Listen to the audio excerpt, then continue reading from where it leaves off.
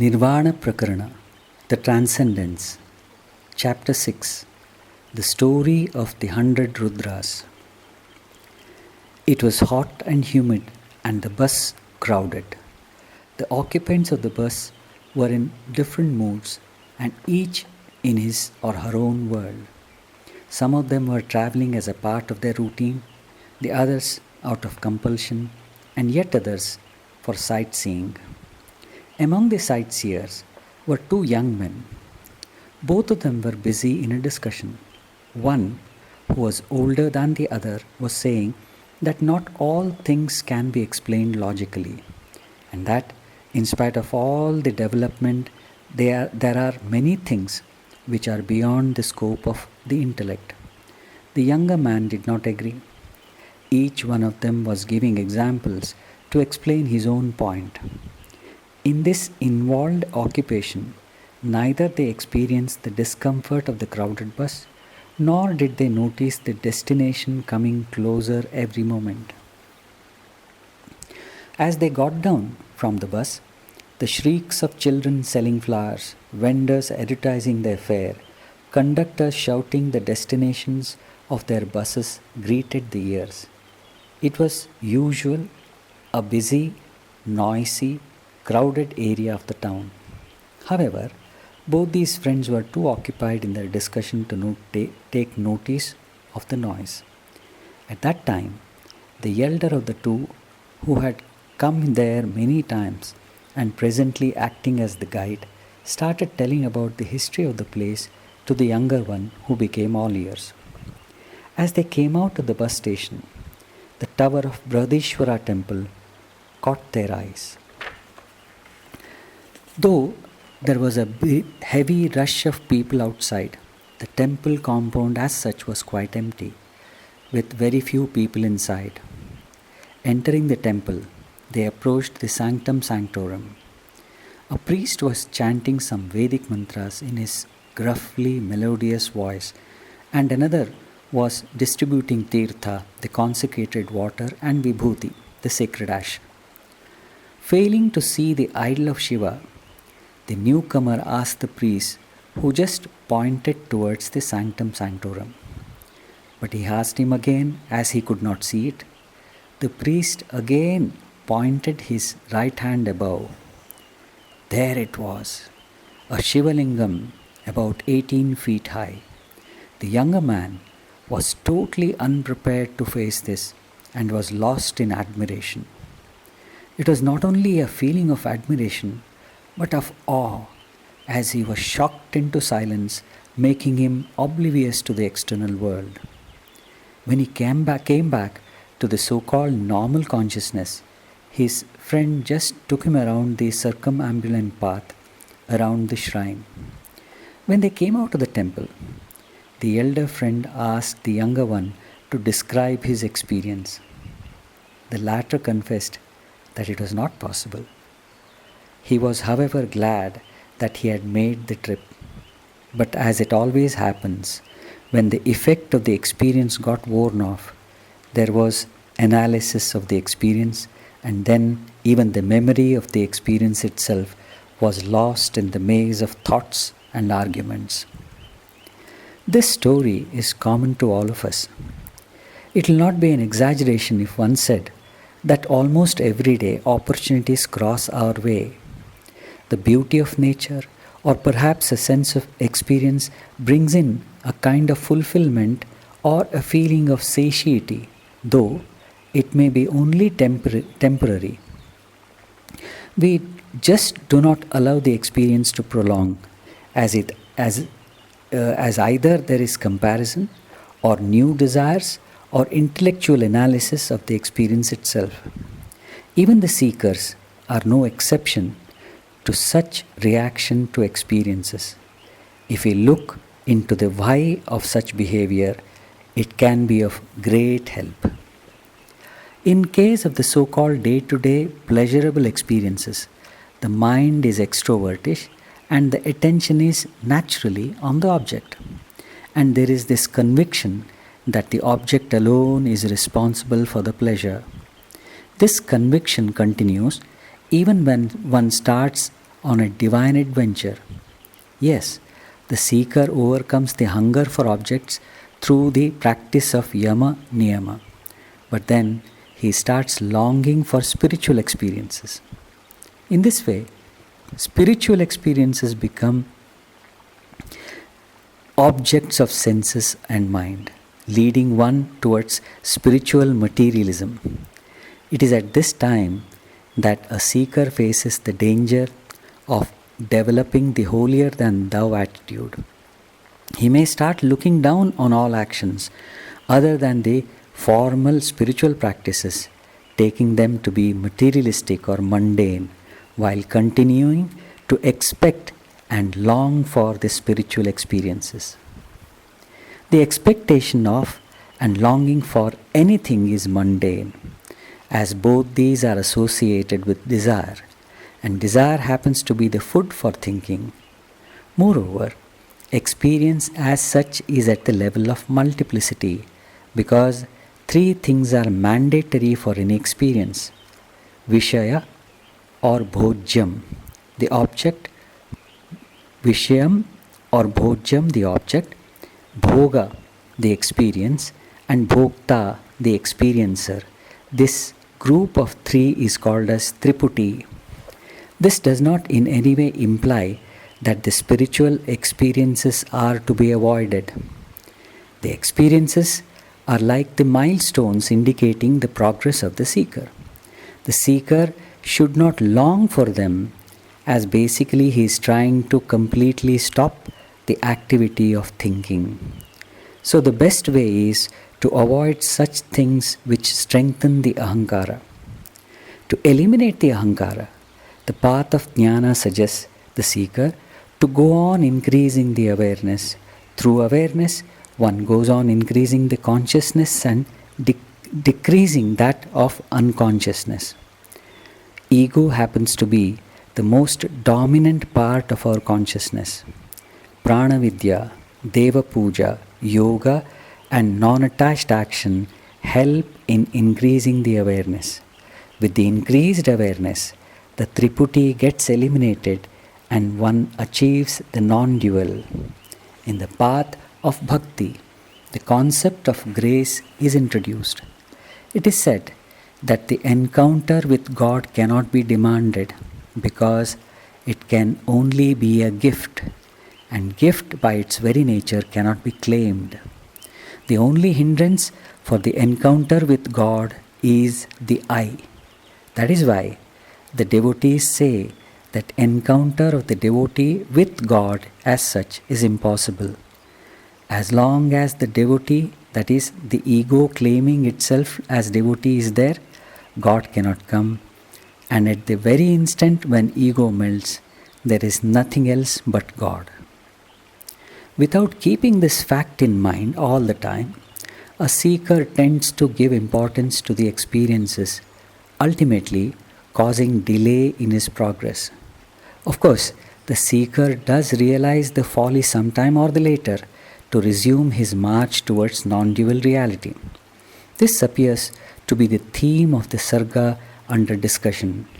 Sage Vasishta narrated the following story to Rama. An ascetic and a man of wisdom had the ability to get into the state of samadhi at will. Through the repeated practice, he had reached a stage of materializing all mental impressions into real images. The scriptures claim that every thought has its own reflected image. One day, having returned from samadhi, a thought arose in his mind that he should engage himself playfully in ordinary actions.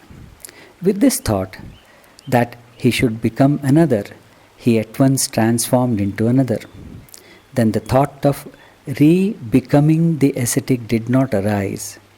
As if in a strange coincidence, he became another person named Jivata. The mind of Jivata roamed on the streets of a certain town, produced by a similar fantasy, and dwelt there. In that town, he drank alcohol and slept in that intoxicated state. In that sleep, he dreamt as being a Brahmin who in turn dreamt of being an emperor on earth, who in turn dreamt as being an erudite Brahmin. The dreaming continued, and he became a celestial lady, a deer, a creeper, a goddess, a beetle, a tusker, and finally a swan. The swan, while flying in the sky, saw a Rudra and thus attained the form of Rudra. The Rudra, with his jnana, attained to the highest state. At this stage, the Rudra started to retrospect all his past lives and realize the power of Maya in deluding those under its influence. Having complete control, he dived into each life and traced his way to the former ascetic and awakened him from his trance. Thereupon, the ascetic woke up to free himself from reminiscences of the illusory life. Again, the Rudra contemplated on Jivata and reached a certain part of Jnanakasha along with the ascetic. Thus, Jivata attained the conscious state to accompany them. All the three, Rudra, the ascetic, and Jivata, were full of jnana and realized the non-dual principle in spite of having three separate bodies. They then visited all the incarnation. Being free from all stains, they discovered that the divine Brahman alone incarnated in so many bodies and as so many resplendent Rudras. All the Rudras attained to jnana and returned to their respective abode on being asked by the principal Rudra. They lived their respective lives and quit their bodies at the appointed time to merge into Brahman. Rama, who had been listening intently, remarked about the wonderful nature of the story and wanted to know the cause of the marvel of Sankalpa of the ascetic to generate the living forms of Jivata and others which became real.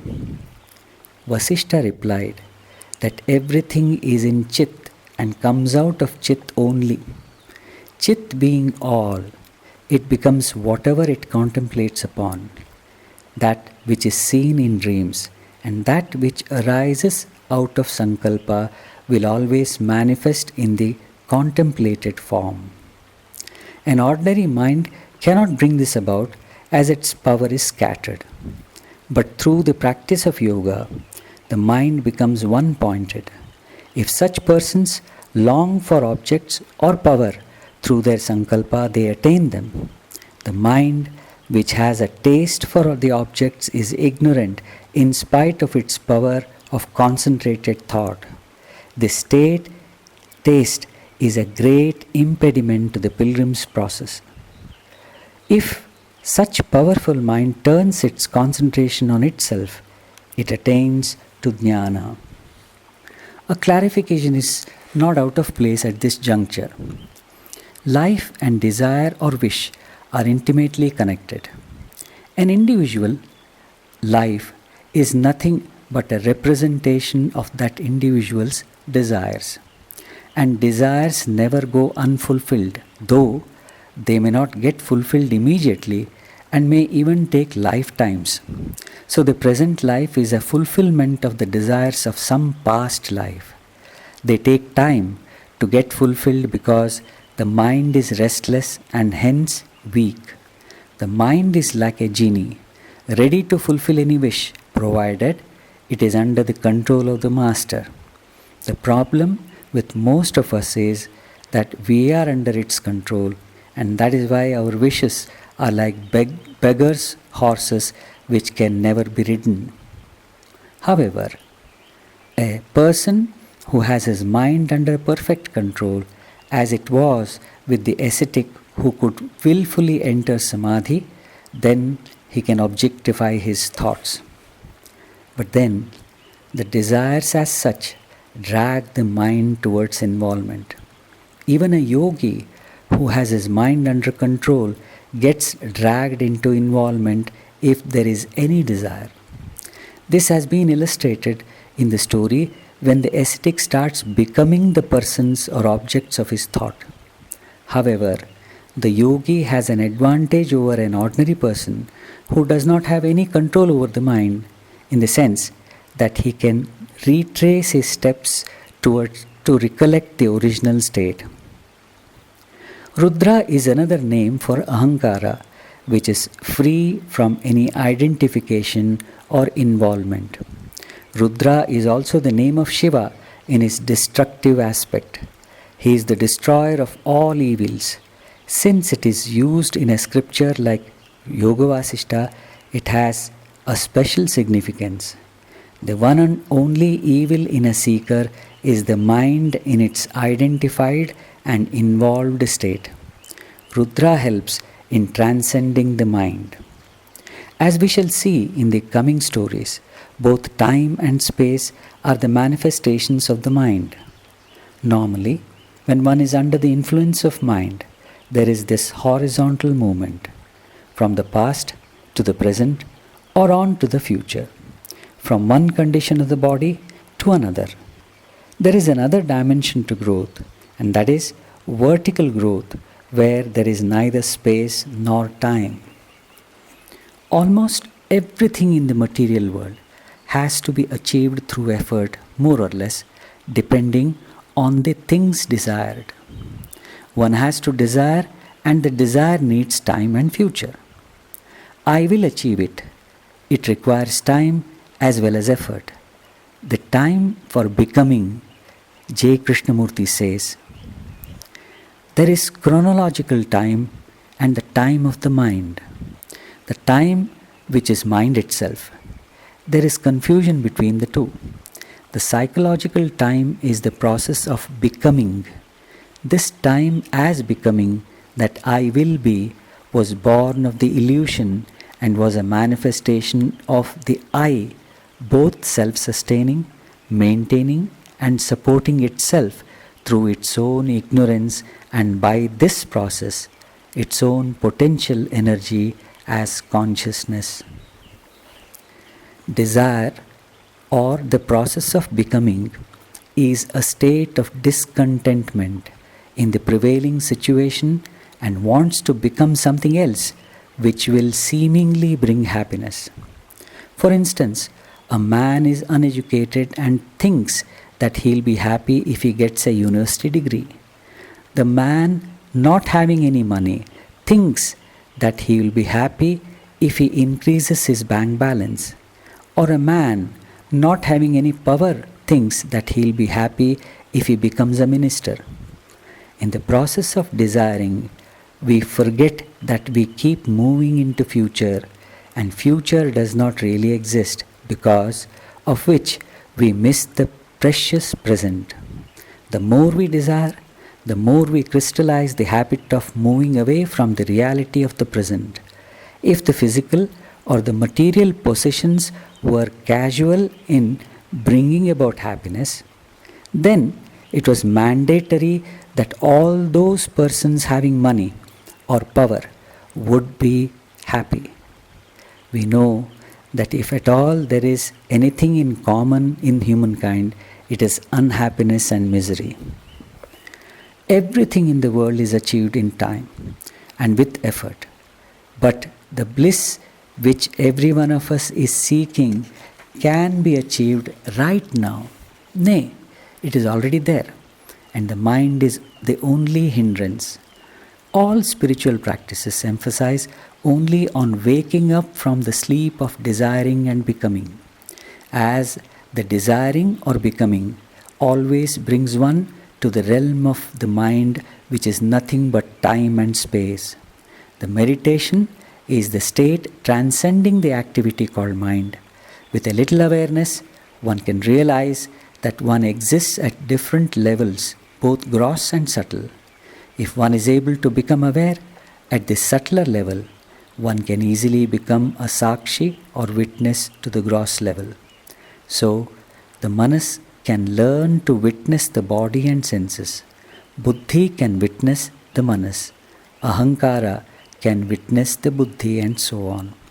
We have this power in us and use it in day-to-day life. When one is seeing a movie, one mostly gets identified with it. It is evident from our reactions during the experience. We are moved to tears or carried over by the excitement. But if one remembers that it is only a moving picture, one laughs at the reactions. The movie is only an illusion created by the movement of the film at a particular speed. Tensions or worries visit us often. Sometimes they are so strong that we are unable to sleep. Most of the time, a defense mechanism in the form of a thought that everything will become all right. This thought saves us from problem. If we just observe ourselves, we find that at the time of surfacing of the thought, we are standing apart from the problem. This mood or posture of standing apart has been called as becoming a Rudra in the present Sarga. When this Rudratva or Rudrahood dawns on a person, every event or situation becomes like an image on a water surface. Since the Rudra has achieved the state of non-involvement, he is able to go and awaken all those previous manifestations and help them to achieve Rudratva. The key to life divine is the Sakshi Bhava or witnesshood. Vedanta gives a beautiful example to illustrate the achievement of witnesshood. There is a small pond with crystal clear water. One can clearly see the bottom. If the water surface gets disturbed, either due to wind or a person's entering the pond, there is turbulence and one cannot see the bottom anymore, and the mud at the bottom gets mixed with water. No activity or effort can make the water transparent again. On the contrary, any activity will only help in worsening the situation. Instead, if we allow the turbulence of water to reduce and allow the mud to settle down, then and then alone the original state can be revived. But in the revival, only one thing is to be done: not to do anything and wait patiently. Even in waiting, there should not be any restlessness. There should be readiness to wait till eternity if necessary. It is a full moonlight. There is not even a single cloud in the sky. The river, however, is in disturbance as the waves lash at the boulders in it and on its banks. The water appears like molten silver, and one cannot see the moon on its surface. Unless the wind subside, the image of the moon cannot be formed. But as and when the winds calm down, a moving image of the moon appears on the surface. And when the winds totally stop, the image becomes steady. The moon of reality on the surface of our consciousness cannot appear amidst the hurricane winds of desires. There are only two ways to overcome the problem: either stop the wind through yoga, or learn to stand apart from it through what Vasishta calls as Samyagavekshanam, or the art of internalized seeing. This sarga gives a few hints on the Samyagavekshanam, the art of inner observation.